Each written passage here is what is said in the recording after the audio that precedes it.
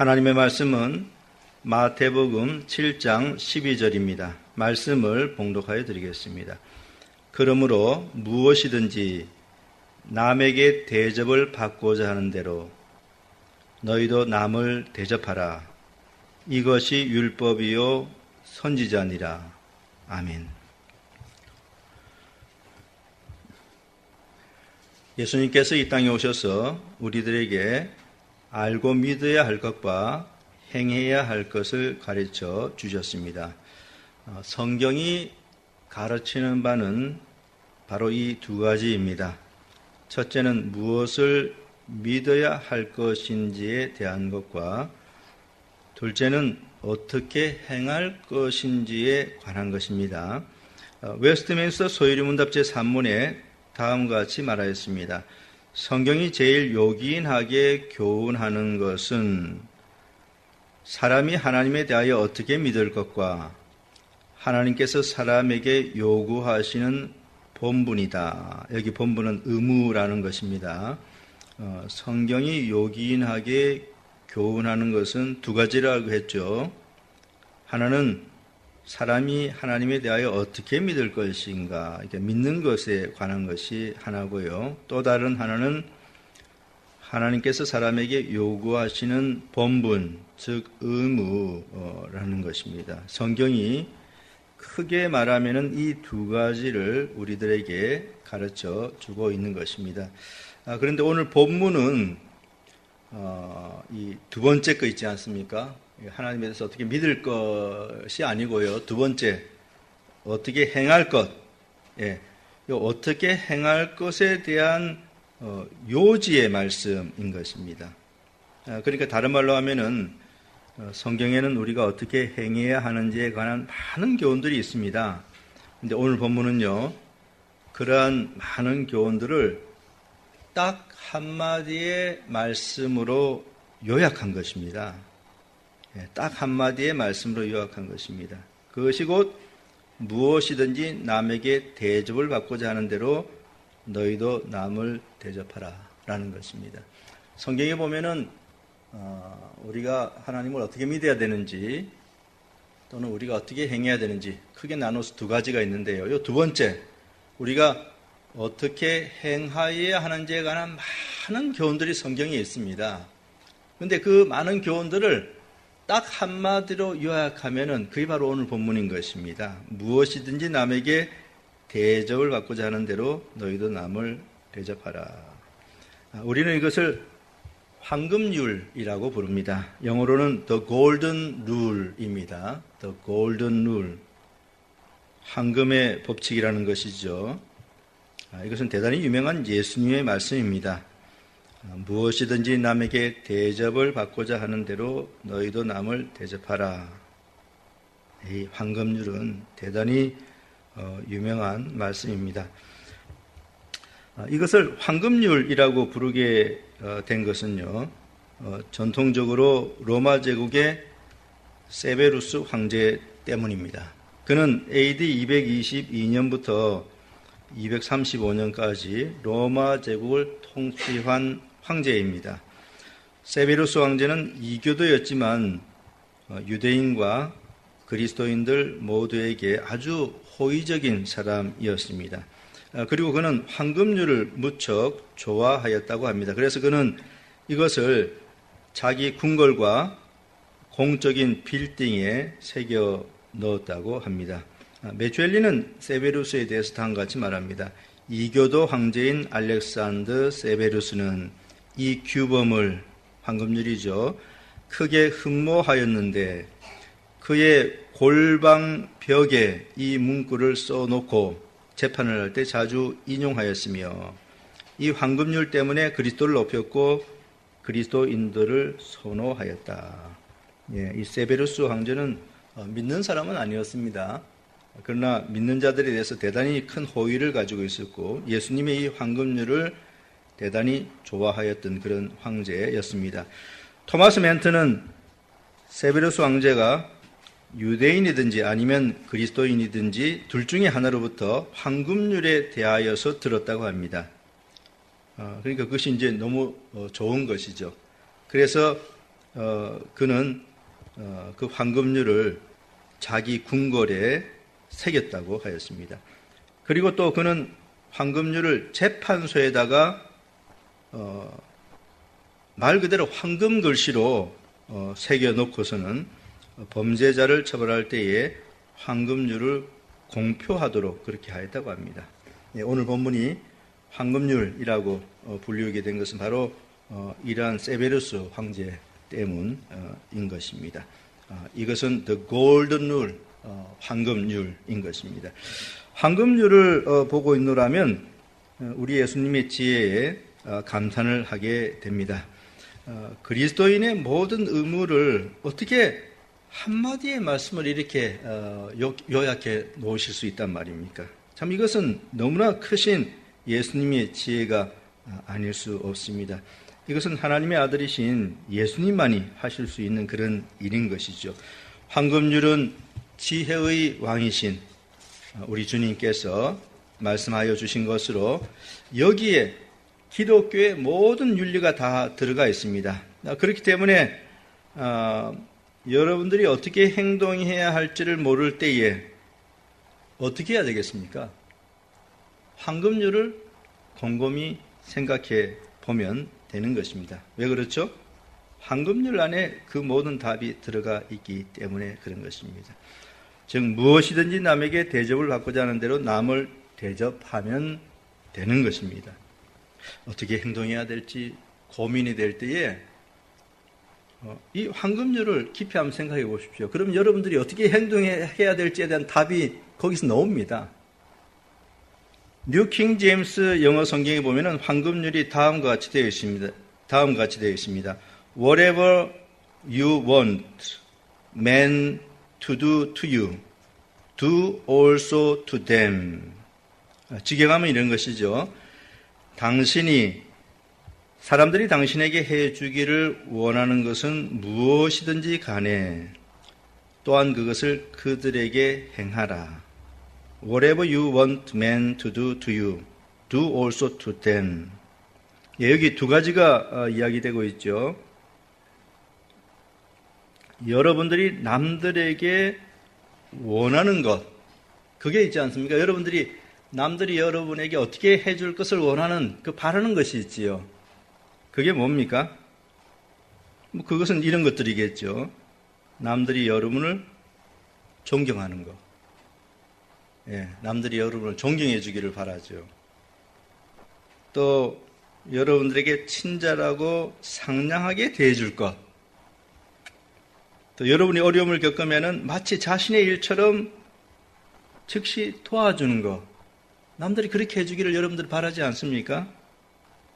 또 여러분들에게 항상 정직하게 대해줄 것, 또 배반하지 않는 것 등 이루 말할 수 없습니다.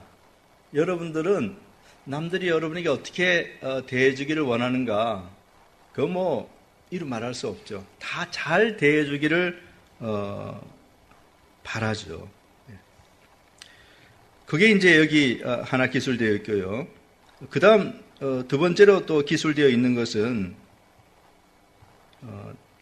남들이 여러분에게 해주기를 바라는 그 모습대로 여러분들이 남들에게 행하라는 것입니다. 그게 이 황금률에 있는 두 가지 내용이죠. 첫째는 여러분들이 남들에게 원하는 것, 그게 있지 않습니까? 그죠? 무엇이든지 남에게 대접을 받고자 하는 대로 바로 그겁니다. 남들이 여러분에게 어떻게 대해주기를 바라는 것, 그대로, 그죠?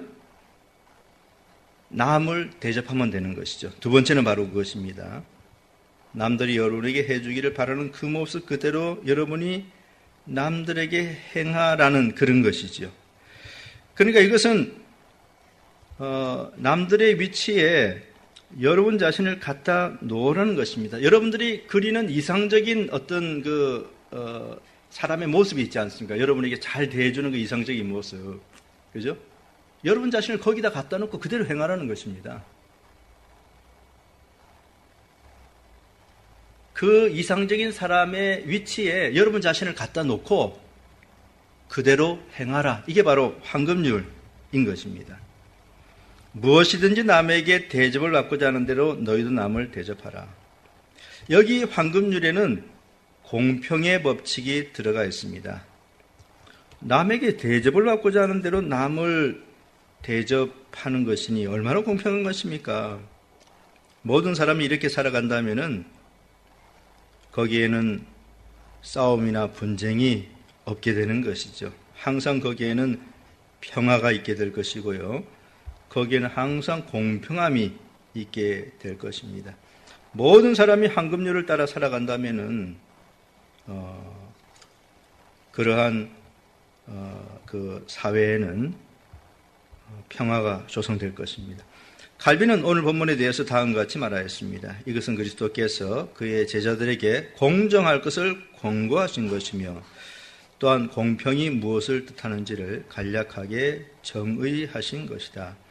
여기서 우리가 알게 되는 것은 많은 다툼이 이 세상에 존재하고 또한 사람들이 서로에게 많은 상처를 입히는 이유는 그들이 고의적으로 공정을 발로 짓밟아 버리고도 각자에게는 꼭 공정하게 나올 것을 요구하기 때문인 것이다. 우리 자신의 이익에 관련된 문제라면 우리의 권리에 대해 구구절절히 상세하게 따지러 들지 않는 사람이 없다. 자기 자신에 관한 문제라면 어느 누구 간에 모조리 공정한 거리에 대한 정확한 학자가 되고 만다. 그런데 타인의 이익이나 손해가 문제시 될 때 즉각 동일하게 인정하지 않는 것은 우리들이 스스로를 위해서는 현명하지만 이웃의 이익에 대해서는 어느 누구도 관심을 기울이지 않는다는 이유 때문이 아니고 무엇이겠는가. 그뿐 아니라 우리 자신의 마음 속에서 환하게 비치는 공평의 법칙을 고의적으로 보고도 못 본 채 하는 우리이다. 그리스도께서는 이웃과 올바르고 공정하게 사는 데 있어서 각자가 적용할 법칙은 남에게 대접을 받으려고 하는 그대로 남을 대접하는 것이라는 점을 이들에게 가르치고 있다. 정말 이 본문을 아주 날카롭게 잘 분석해서 잘 설명해 주고 있습니다. 그렇죠. 사람들이 자신의 이익에 관계된 것이라면은 그 권리를 절대 놓지 않고요. 구구절절히 따지러 들고 거기에 관해서는 대학자가 됩니다. 자기 권리를 쟁취하는 일에 있어서는 위대한 학자가 되는 거죠. 예, 조금도 그 권리를 놓치려고 하지 않습니다. 그렇지만은 타인의 이익이나 손해에 대해서는요, 전혀 무관심한 것이죠. 공평의 법칙을 고의적으로 무시합니다. 그렇기 때문에 이 사회에서는 끊임없이 싸움이, 분쟁이 발생하는 것입니다. 사람들은 항상 남들이 후하게 자신들을 대해주기를 바랍니다. 그러면서도요, 자신들은 남을 그렇게 후하게 대우하지는 않는 것이죠. 사람들은 황금률을 따라 살지 않습니다. 부모가 유산으로 물려준 재산을 더 많이 차지하려고 싸운 형제들이 더러 있습니다. 그들이 어렸을 때는 우애가 좋았던 그런 사람들이었죠. 그러나 자라나면서 탐욕이 형제들 사이를 갈라놓는 것입니다. 그들이 황금률을 실천하면서 살아가면은 어렸을 때 우애를 죽을 때까지 유지할 수 있을 것입니다. 그러나 그들의 탐욕이 황금률을 실천하지 못하도록 하기 때문에 결국에는 나이가 많이 들어서는 서로 원수가 되는 것입니다. 어렸을 때는 그렇게 서로 사랑하고 아끼고 우애가 있던 형제들이요, 나이가 들어서는 황금률을 실천 못하니까 완전히 원수가 되고 남보다 못한 그런 적이 되는 것입니다. 형과 아우가 서로 간에 다음과 같이 말한다면 그 얼마나 아름답겠습니까? 형님, 저는 지금 가지고 있는 재산만으로도 충분하니 부모님의 유산을 절반 이상 형님이 가지고 가십시오. 이 얼마나 아름다운 그런 말입니까? 아우야, 나는 재산이 없어도 얼마든지 살아갈 수 있는 사람이다. 부모님 유산을 절반 이상 내가 가지고 가라. 이 얼마나 아름다운 그런 말입니까?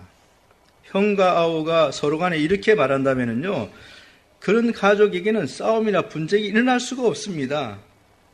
황금률을 따라 살아가면은 분쟁이 있을 수가 없는 것이죠. 그러나 문제는 그렇지 않죠. 이 사회는 그렇지 않습니다.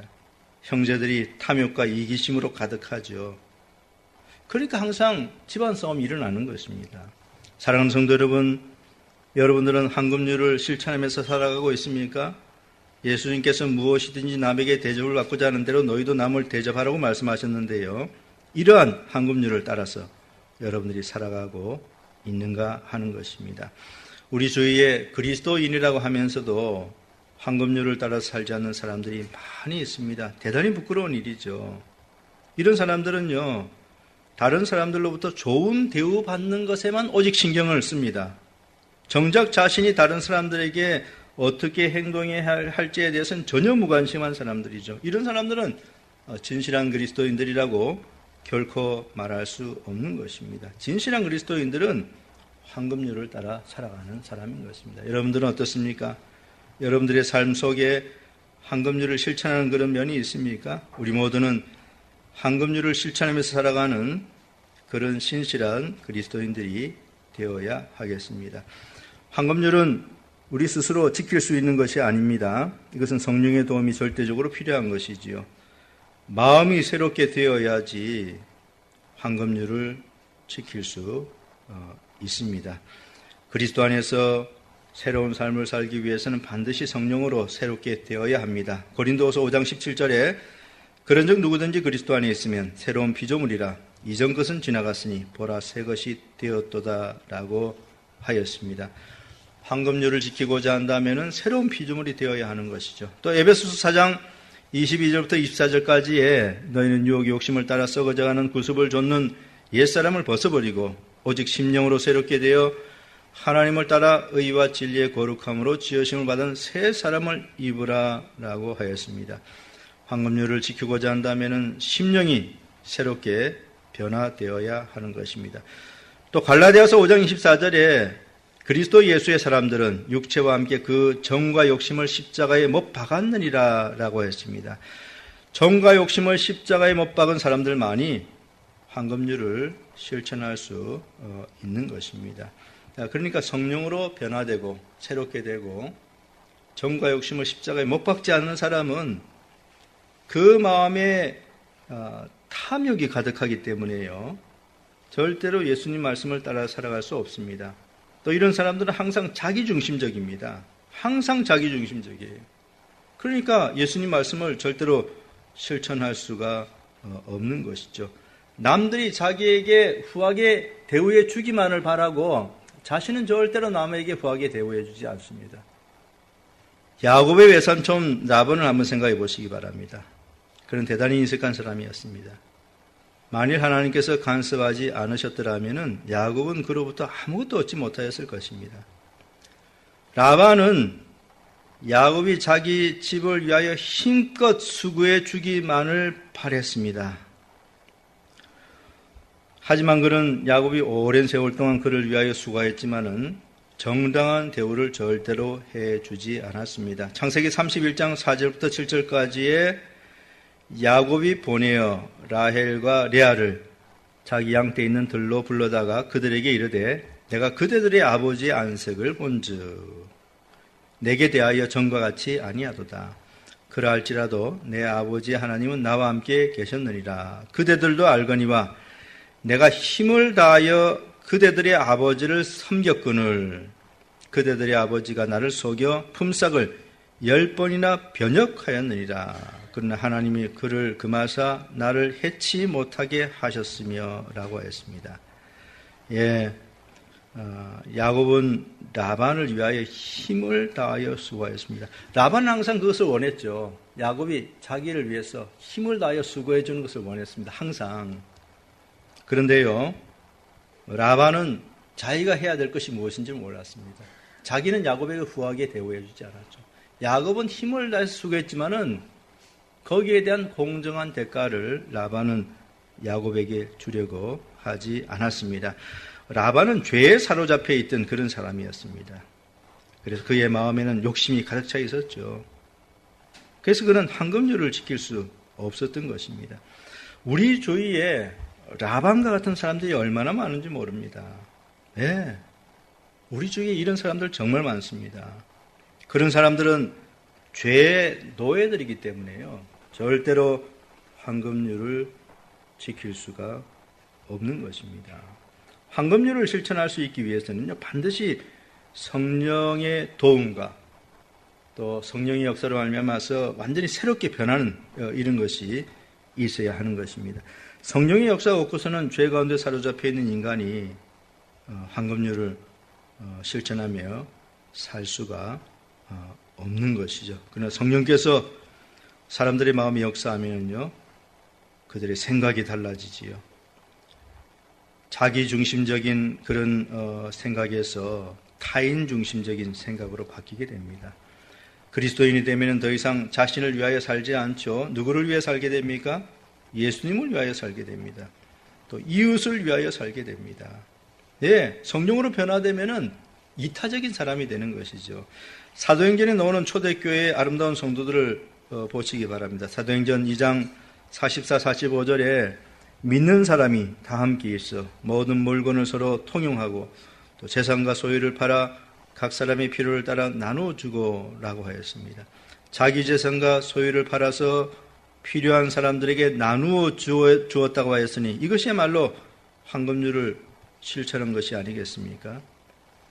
여러분들이 성령으로 변화된 사람들이라면 이제는 성령의 도움을 따라서 예수님께서 말씀하신 황금률을 실천하며 살아야 하는 것입니다. 예수님께서 믿는 백성들에게 이 골든룰을 주셨습니다.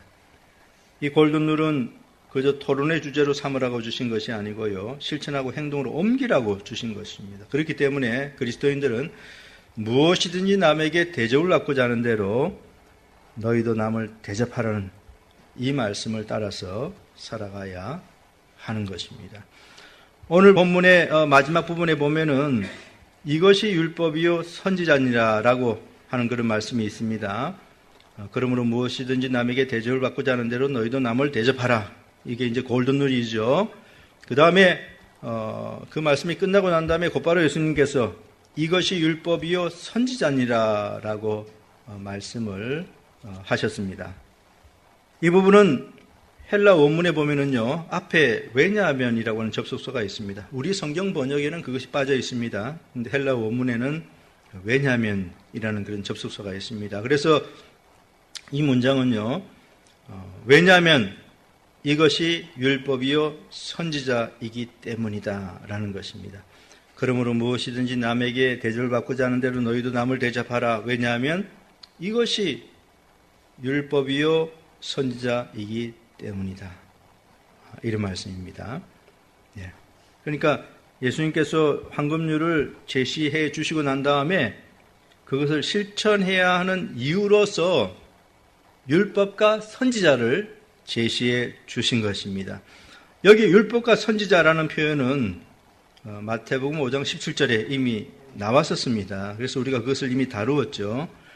내가 율법이나 선지자나 폐하러운 줄로 생각지 말라. 폐하러운 것이 아니요 완전케 하려 함이로라 라고 했습니다. 이 표현은 누가복음 24장 44절에도 나오는데요. 거기에 이렇게 되어 있습니다. 내가 너희와 함께 있을 때 너희에게 말한 바 곧 모세의 율법과 선지자의 글과 시편의 날을 가리켜 기록된 모든 것이라고 되어 있습니다. 그러니까 구약 성경은 크게 보면은요, 모세의 율법과 선지자의 글들로 되어 있습니다. 모세의 율법과 선지자의 글들. 이게 구약 성경이죠. 그러니까 모세의 율법이라고 하는 것은 제사법, 민법, 도덕법이 있죠. 선지자의 글들이라고 하는 것은요, 모세의 율법을 해석하고 적용한 것과 메시아 예언들이 있는 그런 내용입니다. 그래서 오늘 본문에 율법과 선지자라는 이 표현은요, 곧 구약 성경을 뜻하는 것입니다. 구약 성경. 그러니까 이것이 율법과 선지자니라. 이 말씀은요, 곧 황금률이라고 하는 것은 구약 성경에서 이미 가르쳐지고 있는 그런 내용이라는 것을 말해주는 것입니다. 예수님께서 산상수훈을 듣는 무리들에게 무엇이든지 남에게 대접을 받고자 하는 대로 너희도 남을 대접하라고 말씀하시고 난 후에 이어서 바로 이 황금률은 전혀 새로운 것이 아니고 구약 성경에 이미 제시되어 있는 교훈이라는 의미로서, 왜냐하면 이것이 율법과 선지자이기 때문이라고 말씀해 주신 것입니다. 다른 말로 하면은요, 왜냐하면 이것이 구약 성경의 요지이기 때문이다라고 그렇게 말씀하신 것입니다. 황금률은 구약 성경에서 이미 가르쳐지고 있는 교훈이고요, 또 구약 성경의 요지인 것입니다. 아더핑크는 이것이 율법이야 선지자니라라는 말씀에 대해서 다음과 같이 설명해 주었습니다. 그리스도께서는 내가 너희에게 제시하고 있는 이 명령은 생소하고 가혹한 것이 아니라 처음부터 하나님께서 그의 백성들에게 요구하신 것이라고 말씀하신다. 네, 그렇습니다. 황금률은 생소한 가르침이 절대로 아니고요, 구약 성경에 이미 나타나 있는 교훈입니다. 매추엘리는 그것을 다음과 같이 말하였습니다. 이 규범을, 황금률이죠, 강화시키기 위해 한 가지 이유가 제시된다. 이것이 율법이요 선지자니라. 이것은 온 율법과 선지자의 강령이 되는 두 가지 계명 가운데 하나인 저 둘째 되는 큰 계명의 요약이다. 그러니까 십계명의 첫 돌판과 둘째 돌판이 있지 않습니까? 둘째 돌판은 내 이웃을 사랑하라는 내용이죠. 바로 그것에 대한 요약이라는 것입니다. 계속해서 보면은요, 율법이나 선지자에 나타나는 많은 말씀들이 여기에 없지만 이는 율법과 선지자 전체의 가르침의 총체인 것이다. 이웃을 향한 우리의 의무에 관하여 거기에 나타나는 모든 내용을 간추리면 바로 이 규범, 황금률이 된다.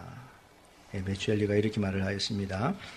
구약 성경에 나오는 이웃을 향한 우리의 모든 의무들을 간추려서 딱 한마디로 요약하면은 그것이 바로 황금률이 된다는 것입니다. 무엇이든지 남에게 대접을 받고자 하는 대로 너희도 남을 대접하라.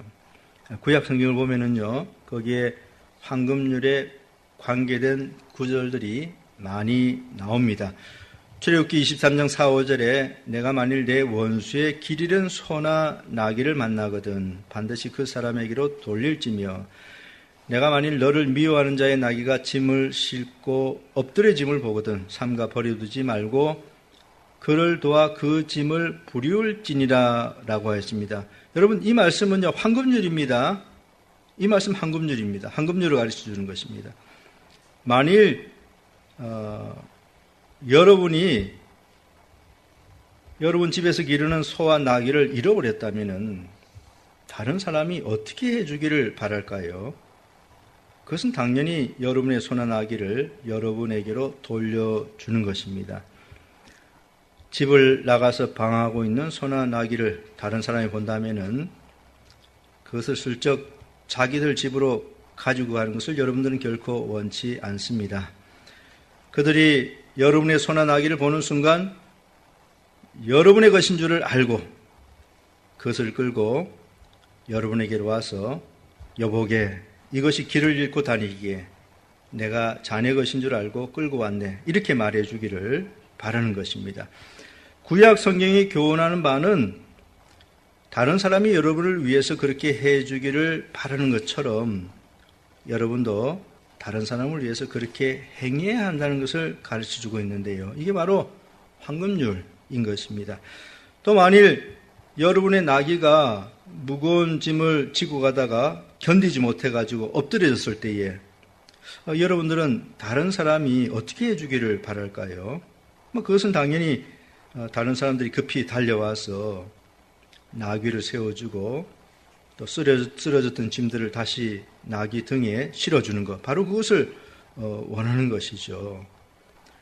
여러분의 나귀가 쓰러져 있고 또 짐들이 땅바닥에 나뒹굴고 있는데도 사람들이 못 본 척하고 지나가 버린다면은 여러분들은 매우 속상해 할 것입니다. 여러분들이 바라는 것은 그들이 급히 달려와서 여러분을 돕는 것이죠.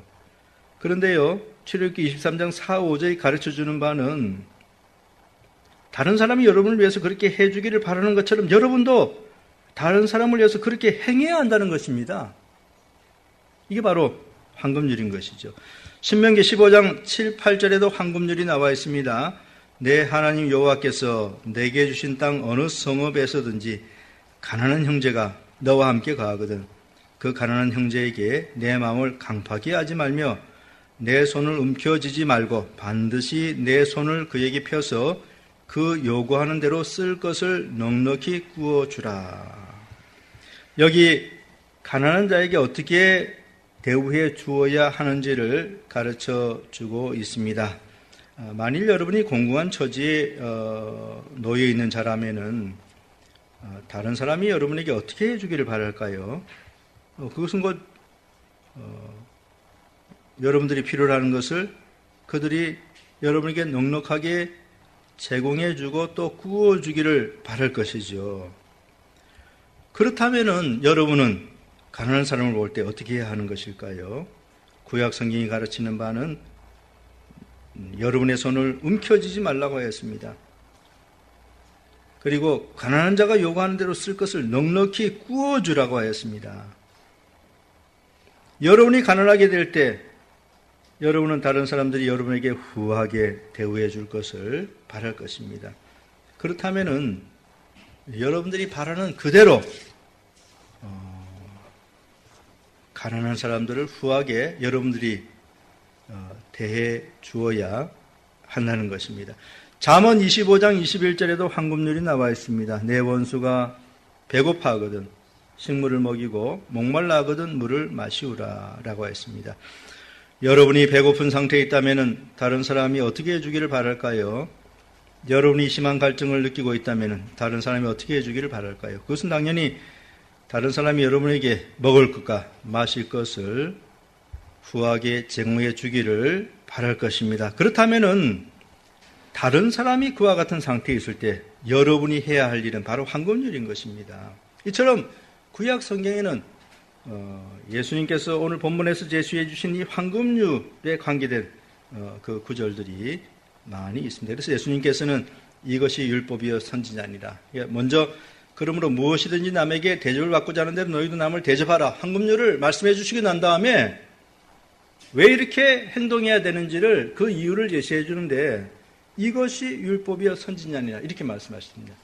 구약 성경에서 바로 이것을 가르치고 있기 때문에 너희들이 행해야 된다는 그런 말씀인 것이죠.